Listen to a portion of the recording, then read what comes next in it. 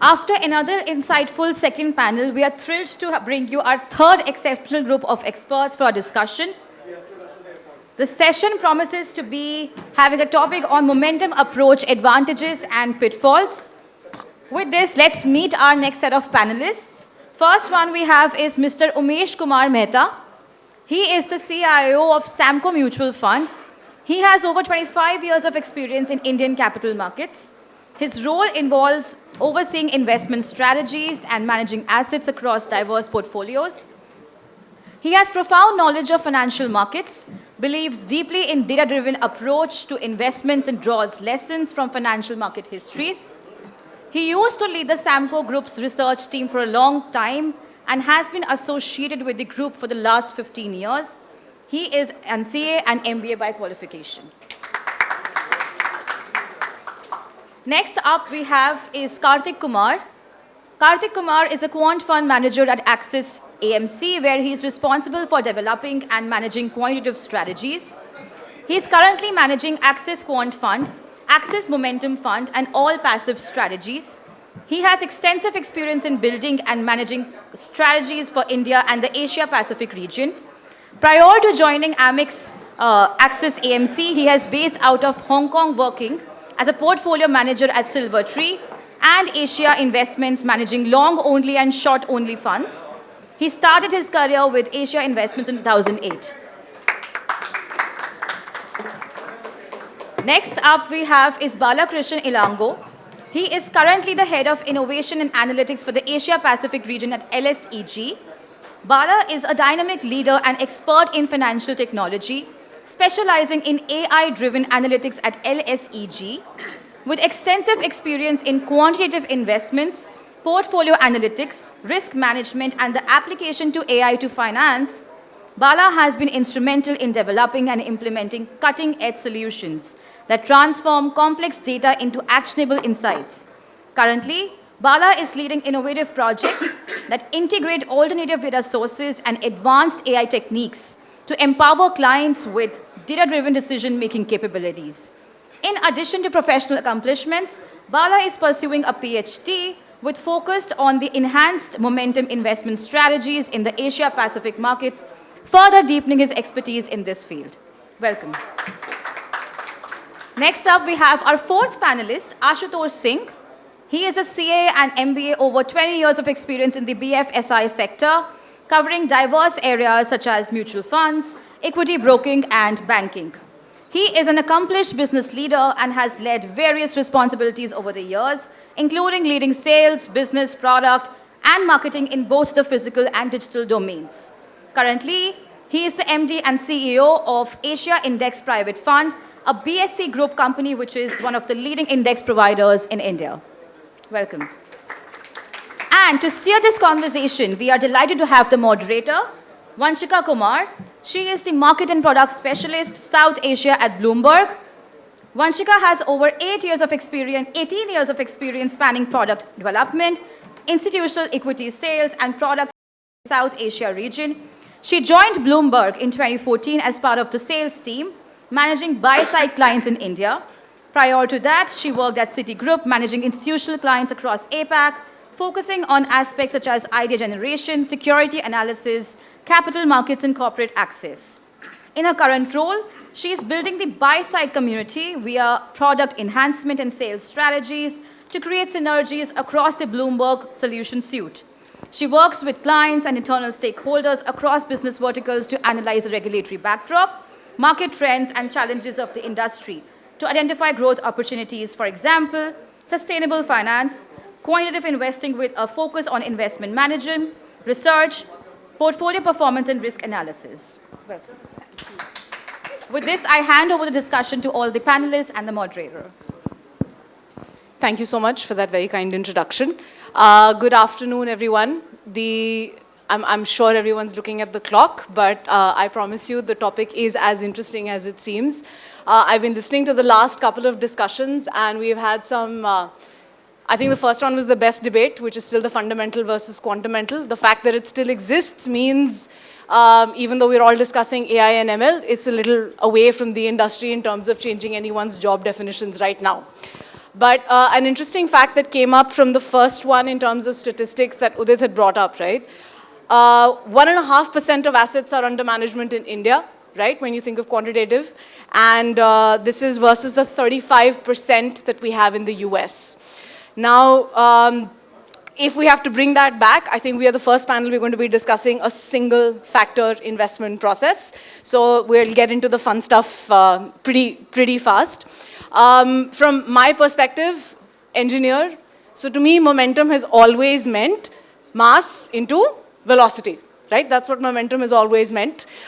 We've heard various things from the different panelists, so I'm going to ask each of you one by one to where does momentum fit into your ecosystems right now? And of course, for the audience's benefit, how do you define momentum? We can start with you, Umesh. Please do. Yeah. So, no, hello. So we were a new asset manager, very young. So we thought that in order to create a differentiated investing strategies, let's understand what the world is doing, what are successful people out there and who are doing, and the advent of technology. So because there is technology, now people are realizing the second maths of return. So we have seen Nifty delivering 14% compounded CAGR, but the second maths is Nifty has done this with 20% standard deviation. So on an average, the 34% is there on the table for the investors to capture. So there is a buy and hold thought process. There is a traditional investing style that has been working. We thought, let's get into the timing aspect of the market. Let's get into capturing that 34%. We will not be able to capture full 34%. But when we use momentum as strategies, when we use trend following method, we will give up 3-4% from the top, we will give up 3-4% from the bottom. But still there is huge on the table for us to capture. So this is what a unique way we thought that let's give a differentiated investment strategy to our investors on the mutual fund side. And that is how we pioneered. We were the category creators on the active momentum side. So earlier, we filed our first fund on the thematic side, and then SEBI has now created momentum as a category for the entire industry. So this is how we brought innovation, we brought newer ways of managing assets for our investors, for the larger audience in India. Thank you. Karthik, over to you. So our approach to momentum is a lot more traditional. So what we look at is momentum from a medium to long-term basis. And that's because that's where the capacity is. And if you want to scale up the product, which we hope we scale through time, then those are the kind of momentum signals that we want to be looking at. Having said that, the Momentum Fund is a purely bottom-up stock selection process where we are selecting stocks based on their momentum, the strength on the momentum score without any top-down biases, allocation, or whatsoever. So it's a purely bottom-up process. That's how we manage it. Thank you. I will ask you for secret sauce later. Ashutosh, over to you. So just a little bit about the company. Asia Index is a wholly owned subsidiary of BSE and is predominant, one of the dominant players in the index business. So basically the products that we offer are index solutions and data and analytics products for capital market participants like mutual funds, PMS, AIFs, HFTs, so on and so forth. Being an index company, we obviously have 100 plus indices in our product suite. And the broad categories that we cover are your broad markets, which is Sensex, BankX, so on. We have factor-based indices, and momentum is one of the factors that we run, along with quality, along with value, along with low volatility. And so broad market, factor, we run a lot of strategy indices, and we also do sectoral indices. So these are essentially the things that we cover. And I mean, from what I understand about momentum, I think it's a laymanish understanding of the word momentum, which is also equally applicable in the capital market context, is basically you let your winners run, however counterintuitive it may be at times, and you do not try to catch falling knives, however tempting it may be at times. So, yeah. Bala, from you. Yeah. I'm not from the fund management side. I'm representing more of a data and analytics business. With LSEG, we try to innovate, new ways of, looking at it, right? Rather than, just, giving the data, to our customers, we try to build some of bespoke analytics as well, right? That's how we built one such, factor, which is momentum as a factor model, right? When you're asking about the definition, the first thing is, buying past winners. If I'm buying past winners and if I'm selling past losers, am I making money, right? That is all about, momentum, right? This is a 30 years old, concept, I think, 30 plus years, right? 1993, Jagdish Titman, came up with a sort of, seminal, work on this. And from that time onwards, when you look at it, there has been quite a lot of, work on, momentum which has, happened, right? And again, the definition of momentum and the method to take advantage of that as well, changed over the period of time, right?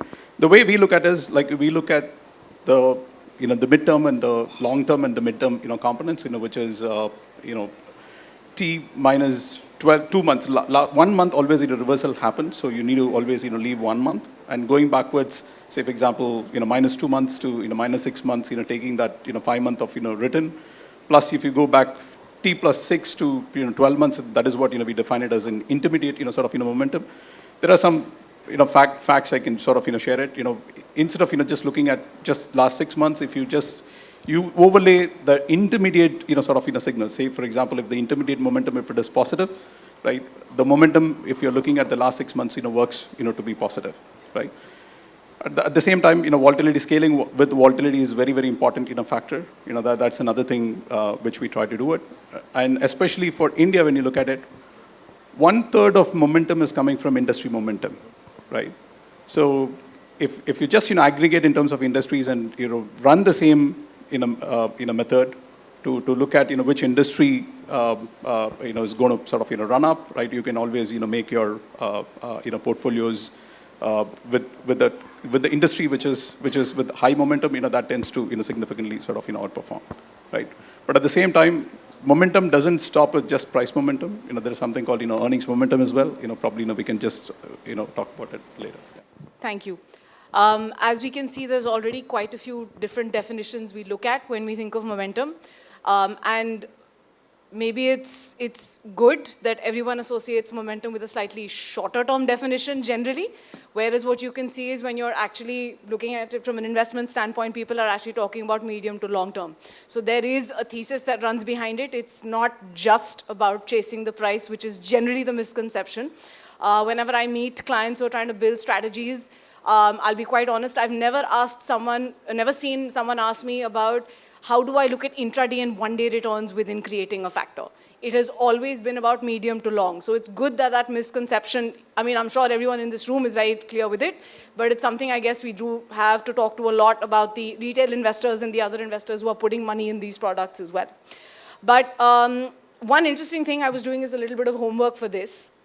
If I look at all the funds that have the term momentum, right, in the AMFI AUM that comes up, between the end of 23 and the end of 24, the average assets under management have gone up 320%.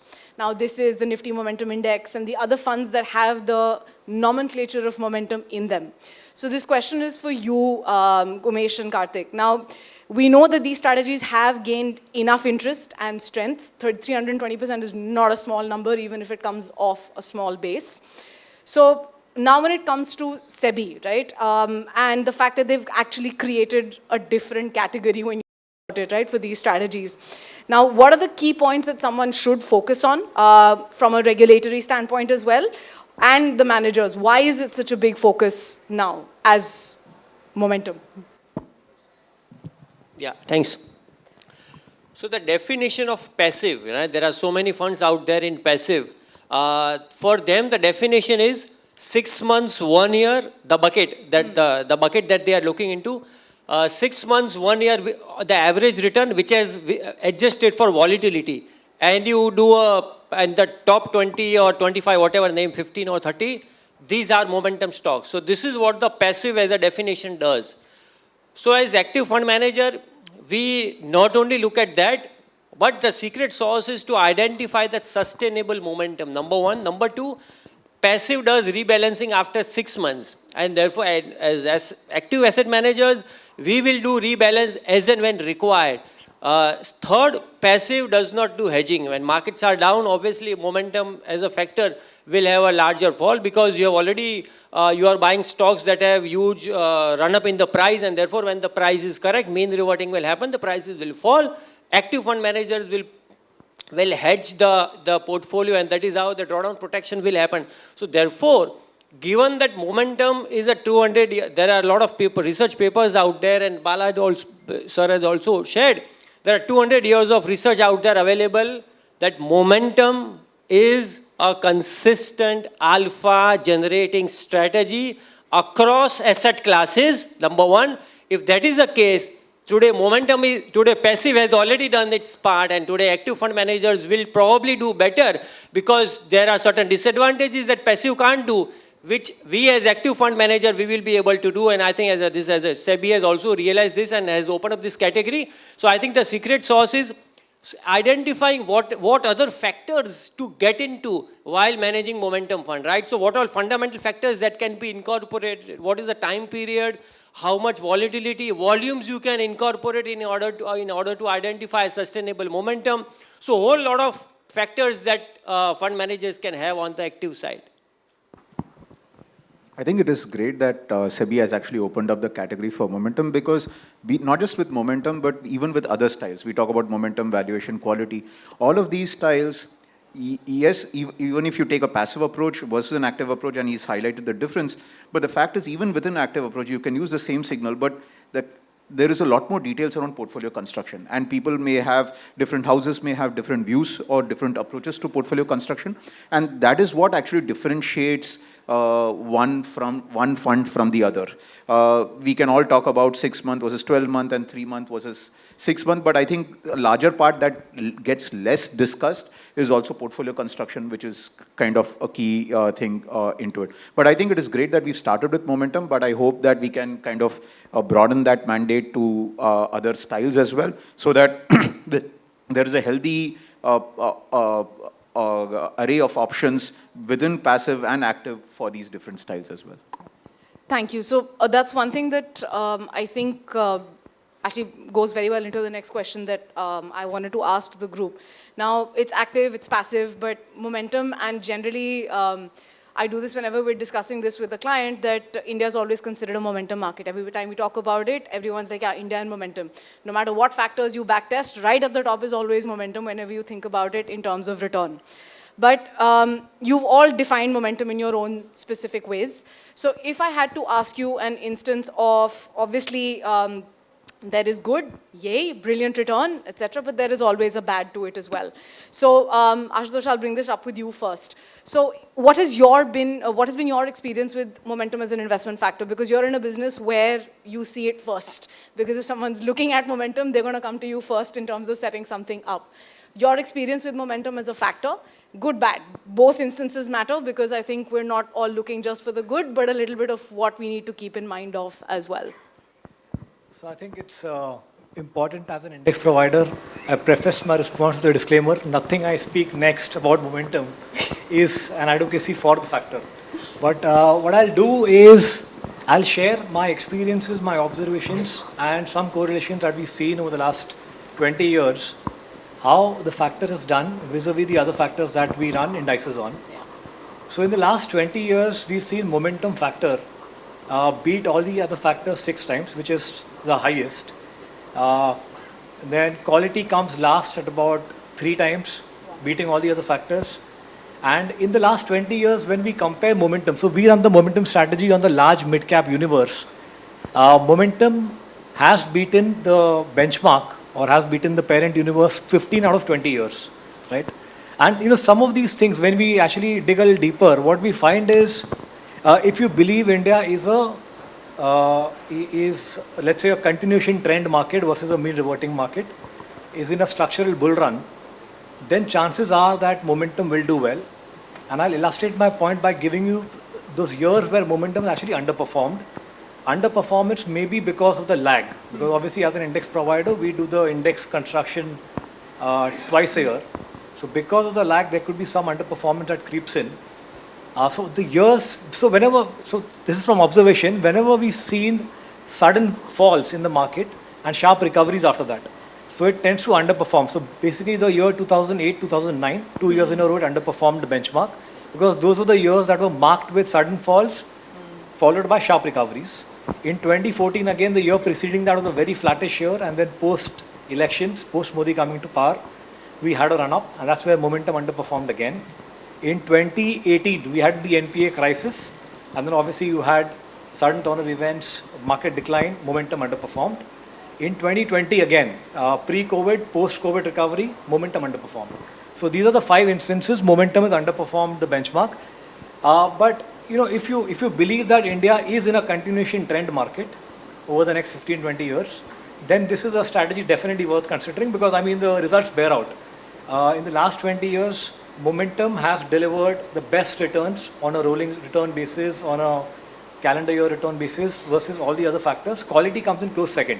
So while quality is last in terms of beating all the other factors, but it's always either number 2, number 3. So because of that, you have quality as a second best performer and value. Surprisingly, value has done the best in these periods that I talked about, right? Where you suddenly see sharp recoveries. Now coming to the pitfall, one pitfall that comes to mind, and this is again, I think panelists earlier also have talked about it, is a high churn. So for example, in the portfolios we have constructed and we rebalance, we've seen that momentum generally has a churn on an annualized basis of anything in the region of 100 to 120%, which is not very different from the US experience. So, the high churn obviously also means high transaction costs. But despite all that, I think, accounting for the transaction costs, it's basically a call you need to take about which kind of market you believe India is in. If it's a continuation trend market versus a mean reverting market, then I think momentum is the way to go in for the foreseeable future. Thank you. Bala? Yeah. Just before getting into the advantages and the pitfalls, right, just want to, take a step back and explain momentum should not be seen as a strategy, right? We're trying to build a strategy to take an advantage of the anomaly, right? Why is momentum happening, right? The momentum has become a prime embarrassment to the efficient market hypothesis on the rational, risk world, right? Say you do with multi-factor models, Pharma French, 3-factor, 4-factor, Carhart models, or 5-factor models, right? Still, momentum is persistent, right? When you look at even in India, it is persistent. You'll be able to see alpha even after adjusting to all risk, right? Be it size, liquidity, or robust minus weak in terms of high profitable companies, adjusting for all those factors, still you see the alpha coming in, right? The reason why it is happening is because of certain behavior, right? The first thing is, people have done quite a lot of research and have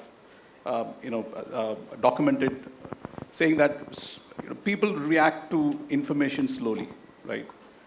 There is an anchoring effect, which happens. That's because of that, the momentum, kicks in, right?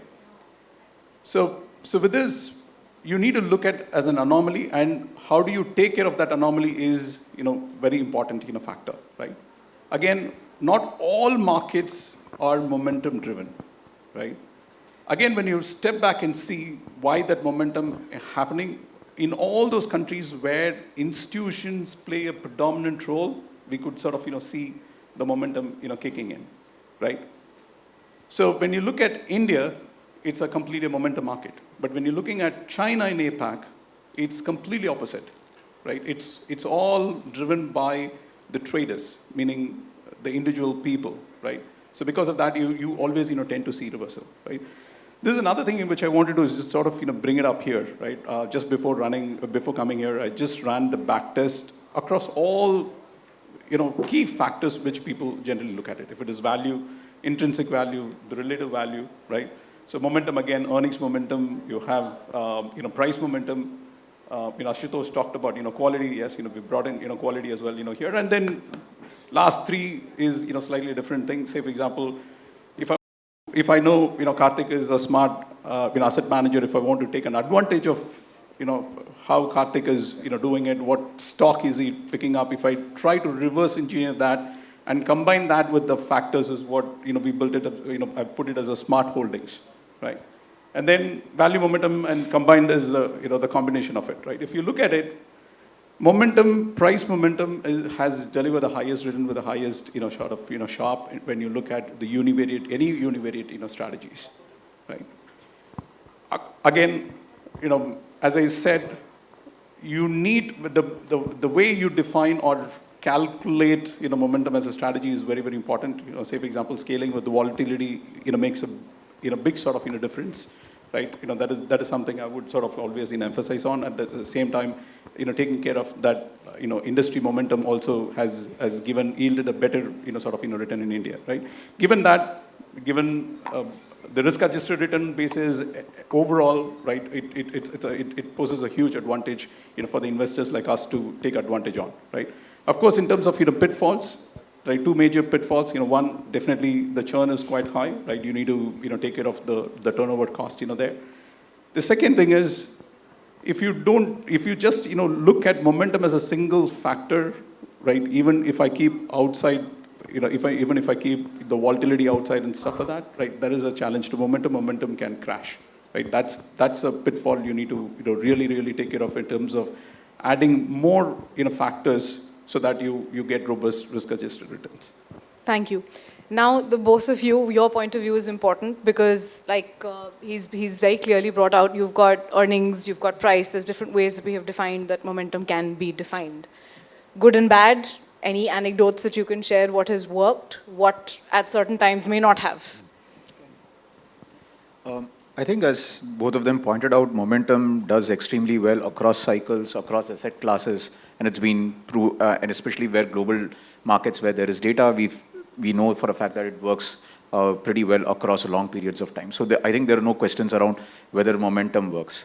The challenges therein are, as Bala highlighted, momentum tends to have sharper drawdowns, and that's the nature of the beast. You can control it on the margins, but that's what momentum is. It has, and as he mentioned as well, it has higher turnover as well.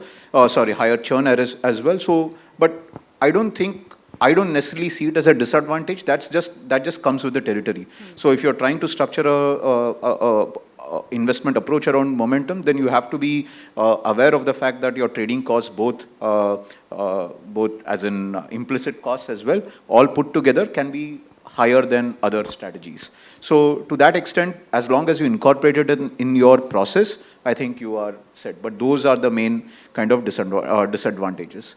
The other thing I would like to highlight is essentially people think that momentum crashes when the market crashes, right? I mean, that can be true, but that need not necessarily be true. As he highlighted, 2008, 2009, both were years of where momentum kind of underperformed. But actually, the largest underperformance came not in 2008, but in 2009, when the market rallied. So effectively, you had momentum underperforming when the market was rallying, and that is because when central banks stepped in to kind of bail out the markets, if I may put that liberally, the animal spirits kicked in, and suddenly the next day you had a totally different set of stocks rallying from what was happening over the previous 3-6 months, which is what, depending on the momentum signal you're using, that is what your portfolio has. So now it takes time to adjust. So my point is we also need to kind of de-link between, to some extent, between where markets are heading and what momentum is. Because as long as the trend continues, underlying drivers of the market remain same, be it in upward direction or downward direction, whichever way the market's going, as long as the underlying drivers are similar, momentum can still outperform, right?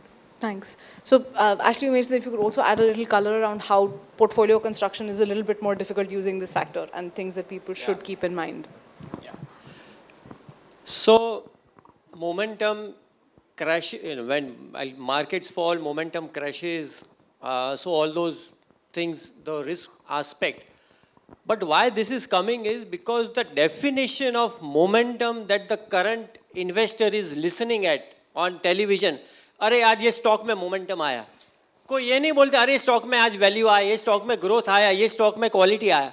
वो momentum आया मतलब investor thinks if prices rise, this is momentum. But then prices rise, prices can also fall, and therefore think, are risky hai. But that's wrong.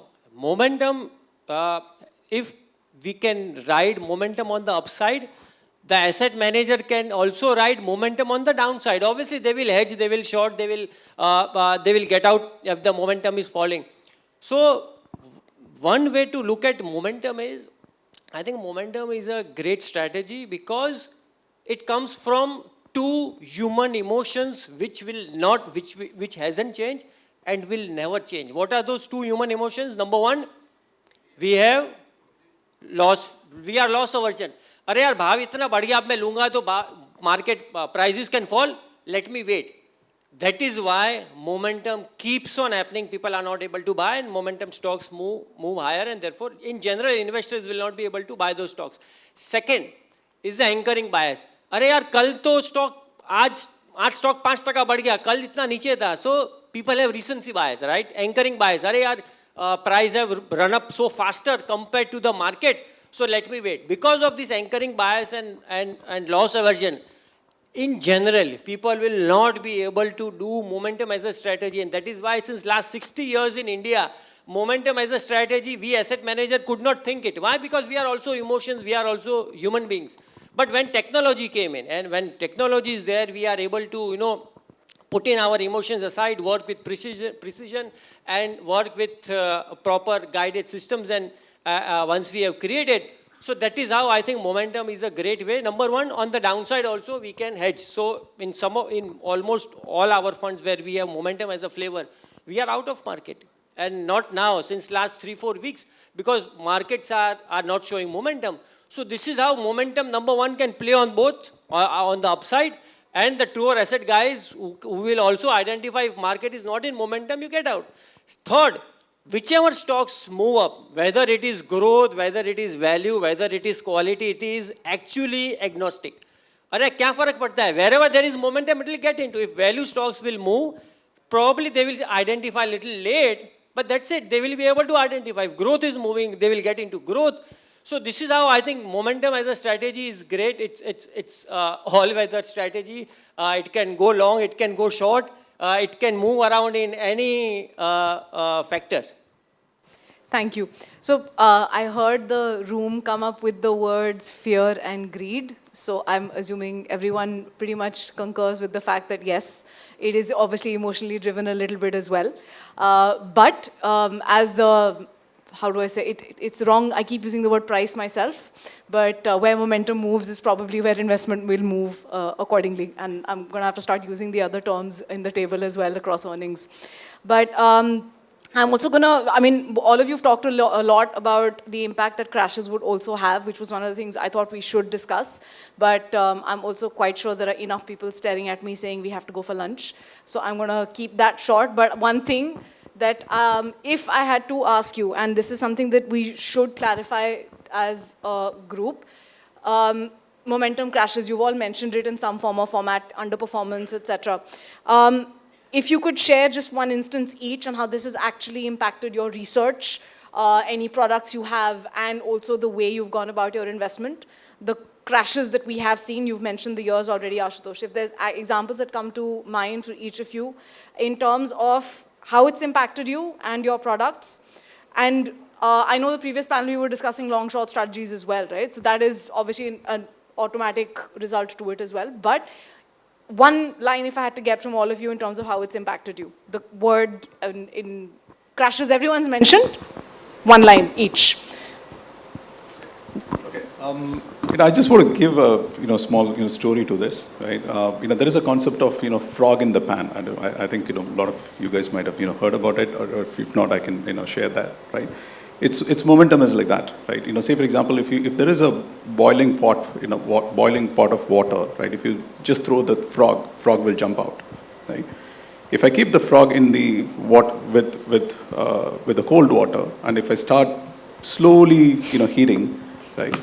The frog will not jump out, frog will get killed, right?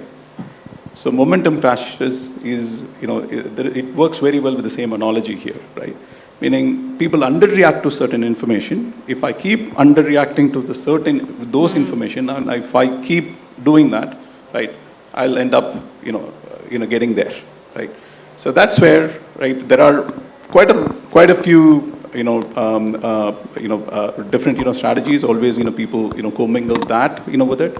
Because, personally, as since I don't manage funds, right, I haven't seen that as an experience there. But otherwise, what we try to advise, clients is, say, for example, right, when I'm talking about, volatility, that's where we try to, educate our customers with, scaling with volatility. Say, for example, again, volatility, when you look at it, people always, talk about beta against the beta, right? And there is a huge focus on, beta, but more than that, when you look at it, people started, there is something called idiosyncratic risk, right? Say, meaning, if I buy all those, idiosyncratic volatility, if I buy all those, companies with the lower idiosyncratic volatility, I would keep outperforming those companies with high idiosyncratic volatility, right?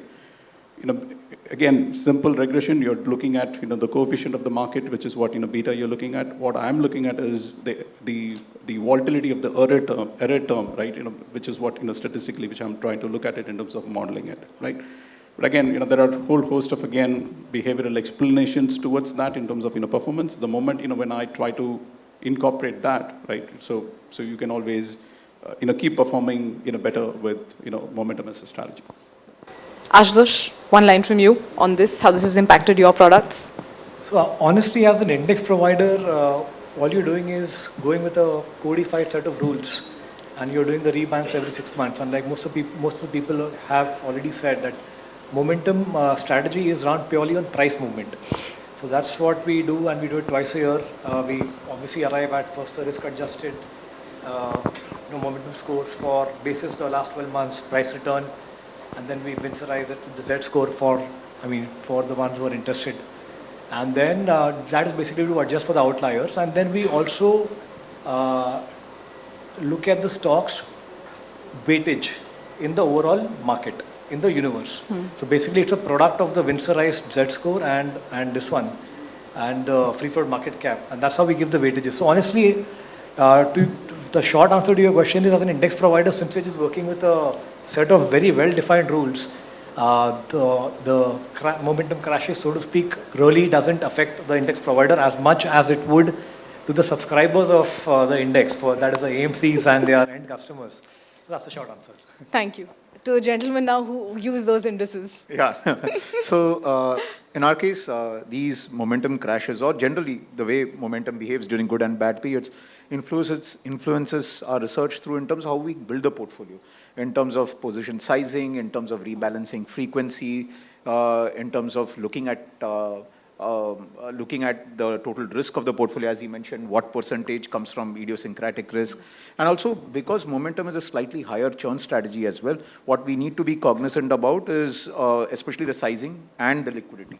Both of them play a key role, because you want to get in and get out relatively, you want it to be relatively cheaper. So you don't want to make it too costly for yourself. So those are the things.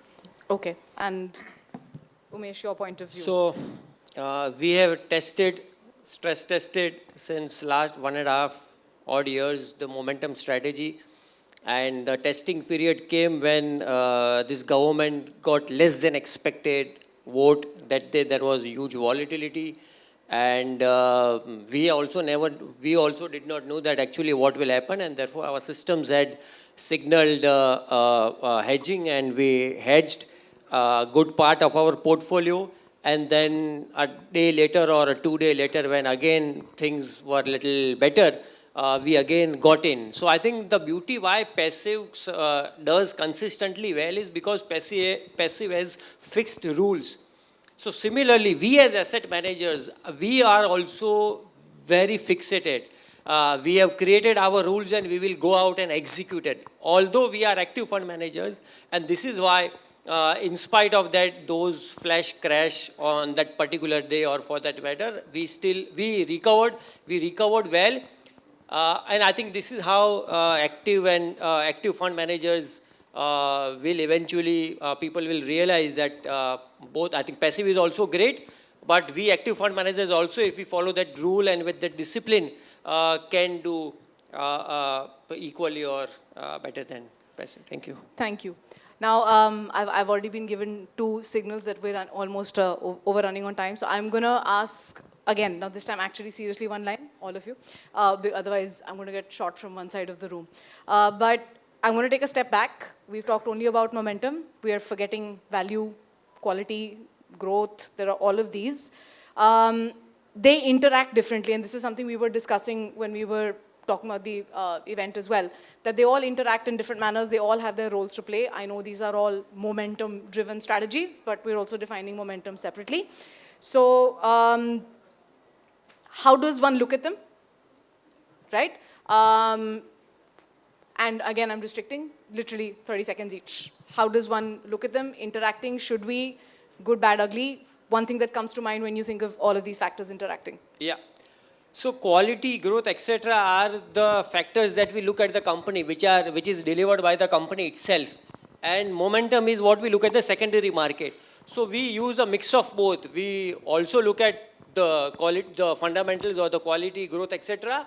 And we also obviously look at the price and therefore combine and have that typical which weight to give to what, and we incorporate it. So I think for us, but we don't incorporate value. Value is little late that we get into, but yeah, quality and growth is all a part of our momentum. Thank you, Umesh. To me, Karthik? each of these styles, if I were to give an analogy, is like a sector on its own. So you think about quality, value, growth, each of these are their own sectors. And if you were to combine this, you're talking about running a multi-sectoral fund, right? So that's diversification benefit to you. Yeah. So I think that's the difference to me. It kind of brings in a lot of benefits from the volatility side from a risk perspective, but also when you address that risk perspective, you also have to give up on the range of returns. So I think that's the parallel I would give. The risk of diversification. All right, fair. Ashutosh. So yeah, in our context, in the 4 factors that we run, 2 are purely run on the price movements, low volatility and momentum, and the other 2 are run on financial metrics like quality and your, sorry, forget the last one. Quality and value. Value. So these are around financial metrics and these 2 are around price. So from observation, what we've seen is in the last 20 years, there is the highest overlap that quality has with our momentum factor. So that's the observation. And it keeps changing, but over a generally longer period of time, quality and then followed by growth are having the highest overlap with momentum. Good point to note. Yeah, I would strongly agree with Karthik. That's what as a quant we always look at it. When I'm building a momentum portfolio, I don't want to have any factor risk exposure towards only one factor. Right? Fair. That's when you need to look at a kind of a very diversified sort of factor portfolios to it, right? Another thing is always we look at when we diversifying we always look at it which factor does has a negative correlation or uncorrelated with momentum. That's where we try to bring that up. So yeah, that's my short answer. Thank you all. Do we have time for questions or do we do this over lunch? Over lunch. All right. So I apologize in advance. You will be doing questions over lunch. Thank you all so much. I think we will. But I think keywords today, volatility, fear, greed, churn, right? And obviously a little bit of diversification and whatever risk you're planning to take on the back of it. Thank you so much. Thank you, all of you.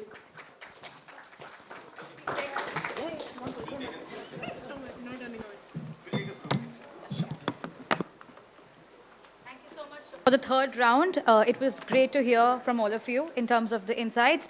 Now I'd request Mr. Rishi to come on the stage and hand over the gifts to all our panelists for the third session. I tried to stick to time limit.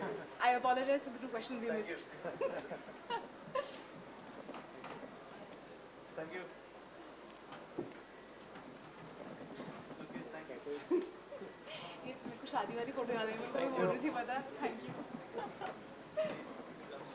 I think group picture, if people are moving, the group picture is left. Thank you so much. I think everyone left.